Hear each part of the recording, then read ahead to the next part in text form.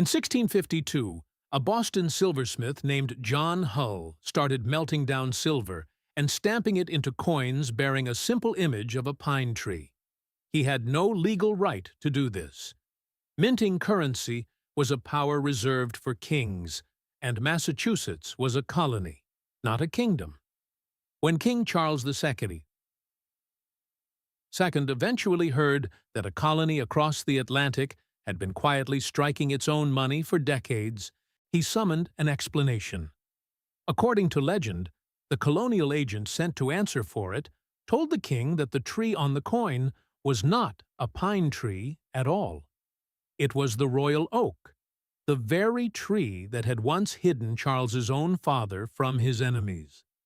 The king, the story goes, laughed and let it go. True or not, that story captures something real about early America. Long before there was a dollar, the people living on this continent were improvising an entire monetary system out of shells, leaves, bullets, and nails, because nobody in London was going to send them enough coins to survive on. To understand how strange that answer became, you have to start with the problem underneath it. Coin shortage, just plain, blunt coin shortage, and it never really went away for almost 2 centuries. England's American colonies were run for England's benefit, and English law made that priority brutally clear when it came to money. The colonies were forbidden from minting their own coins in any officially sanctioned way, and England had no interest in shipping large quantities of gold and silver across the ocean, so colonists could use it comfortably at home.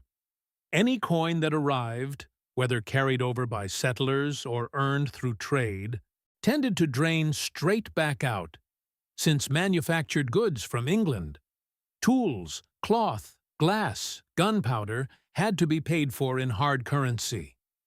The coins came in one door and left through the other.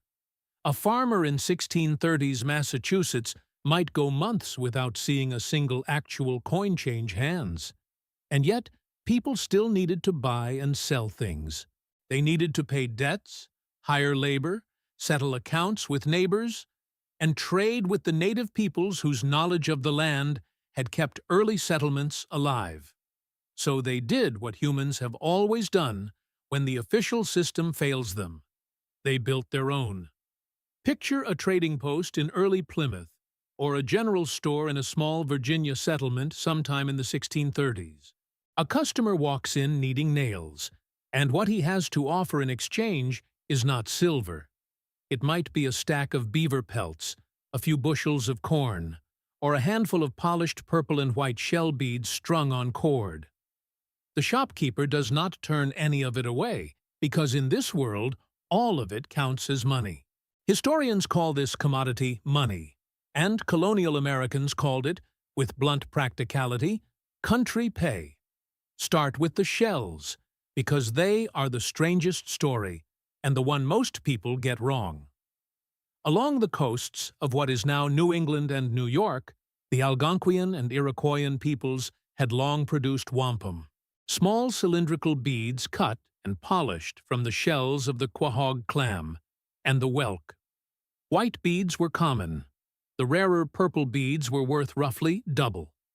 Wampum was strung into belts and used for ceremony, diplomacy, and gift exchange among native communities, not originally as currency in the European sense.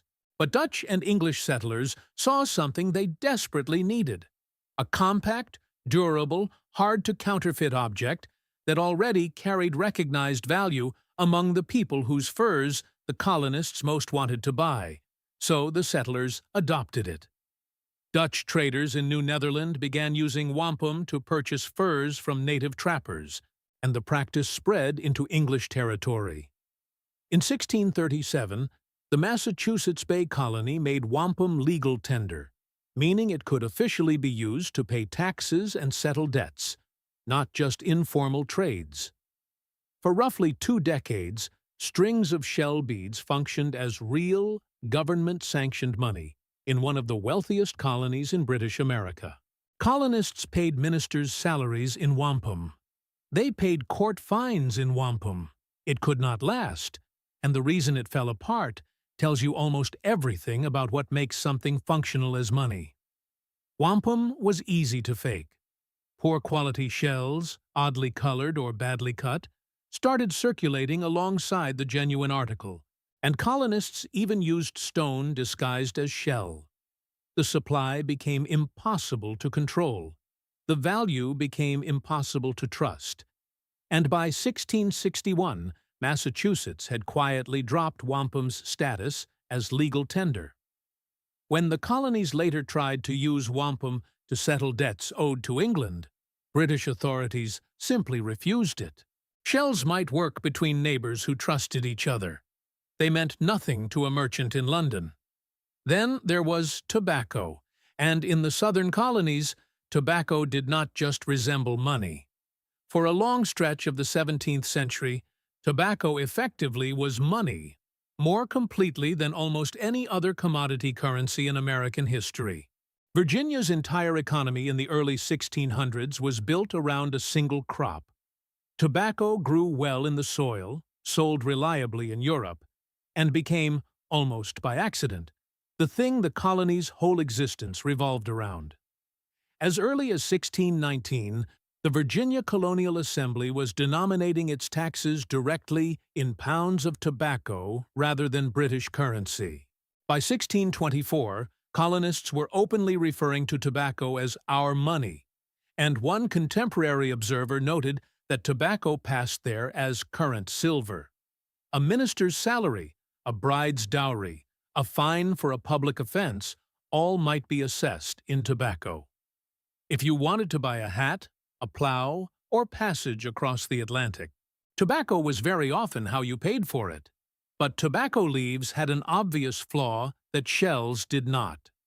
Shells last. Tobacco rots, molds, and crumbles, and a farmer's whole fortune stored as loose leaf in a barn was one humid summer away from disaster. So Virginia and its neighbors invented an elegant workaround. Farmers deposited their crop in official government-inspected warehouses and received a written receipt certifying exactly how much tobacco sat waiting in storage.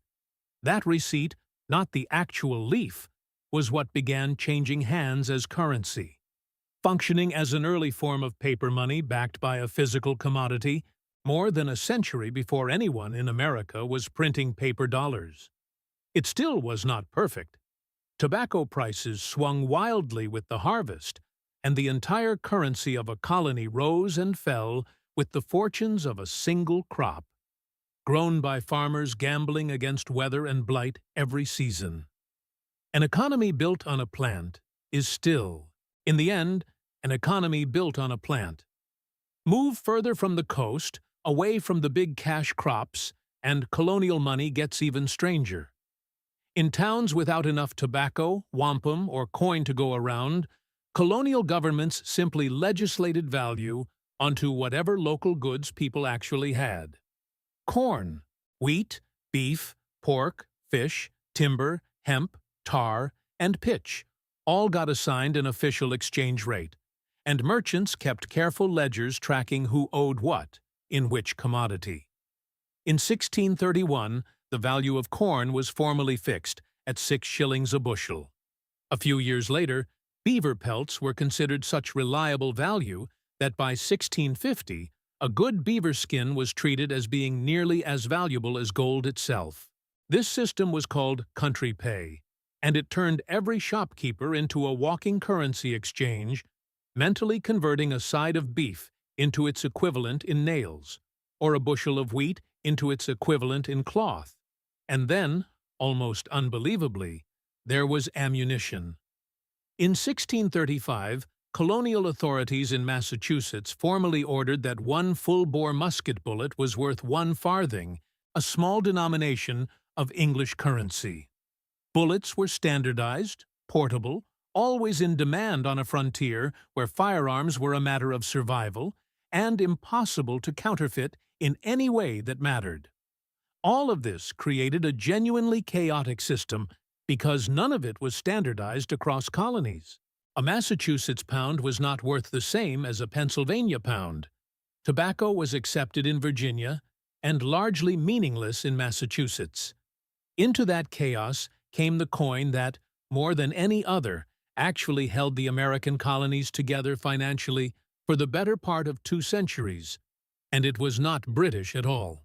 The Spanish dollar, also known as the Piece of Eight, was minted from silver mined in Spanish territories across Latin America, and it flowed into British America through trade with the Spanish West Indies and Mexico. It was reliable, it was silver, and England had no comparable coin flooding the colonies in enough volume to compete with it. Colonists increasingly thought and transacted in Spanish dollars, even while their account books were technically kept in British pounds. The coin was sometimes physically chopped into 8 wedge-shaped bits to make change, which is very likely where the American slang term 2 bits, meaning a quarter, actually comes from. It became something close to an unofficial national currency, decades before there was a nation to make it official. Massachusetts tried to solve the shortage more directly. Authorized by the colonial legislature in 1652 to mint local coinage, John Hull began striking silver shillings stamped with willow, oak, and pine tree designs, manufacturing Massachusetts's own money in open defiance of the Crown's monopoly on coinage. It eased the shortage locally, but it did nothing to solve the deeper problem, because it was still not accepted uniformly outside Massachusetts, and England still controlled the flow of silver and gold into and out of British America. By the early 1700s, colonies increasingly turned to a different kind of money entirely, paper that represented not a stored physical commodity like tobacco, but a government's own promise. These bills of credit were paper notes issued directly by a colonial government, representing its debt to whoever held the note, theoretically redeemable through future tax collection. In practice, colonies varied wildly in discipline, and colonial paper developed a reputation for trading at a discount, worth less than its printed face value the moment you tried to spend it outside its home colony. That reputation was about to get catastrophically worse, and it would end up giving the English language one of its most enduring phrases for worthlessness. When the American colonies declared independence in 1776, they faced an immediate, brutal problem. They were fighting the most powerful military on Earth, with no functioning system of taxation to pay for it. The Continental Congress's answer was to print money, paper notes called Continental currency, issued in escalating quantities between 1775 and 1779. At first it worked. Soldiers got paid, supplies got purchased, but there was nothing real backing that paper beyond the uncertain promise of a rebellion that might still lose, and Congress kept printing more because there was no alternative. The value of a continental dollar began sliding almost as fast as the printing presses could run. The numbers are almost comic in how fast they collapsed. By the end of 1776, roughly 25 million continental dollars were circulating, already at a 30% discount against silver. By 1777, that discount had widened to 70%. By 1779, nearly 200 million paper dollars were in circulation, and a single paper dollar was worth only a penny or two in actual silver. Prices spiraled so far that a plain suit of clothes could cost $1 million continental dollars. There are accounts of a Philadelphia barber papering the walls of his shop with the worthless bills, and of a dog paraded through the streets smeared in tar with continental currency stuck all over its coat, public mockery aimed squarely at Congress's money. In Rhode Island, desperate creditors reportedly climbed out of rear windows to avoid debtors trying to pay them off in nearly valueless paper. Out of that collapse came a phrase that has outlived the currency itself by 2.5 centuries: not worth a continental. It entered the American vocabulary as the standard way to describe anything utterly worthless, and unlike most idioms, its origin was not a metaphor. It was a direct, literal description of paper money that had, quite genuinely, become worth almost nothing at all. The lesson shaped the country that came out the other side of the war. When the framers of the Constitution sat down to design the federal government's powers, the memory of the Continental collapse was still raw. The Constitution explicitly barred individual states from printing their own paper money or making anything other than gold and silver coin legal tender for paying debts. Congress alone would have the power to coin money and regulate its value. The chaotic, endlessly negotiated patchwork of shells, tobacco receipts, bullets, pine tree shillings, and half-trusted colonial paper was, by design, coming to an end.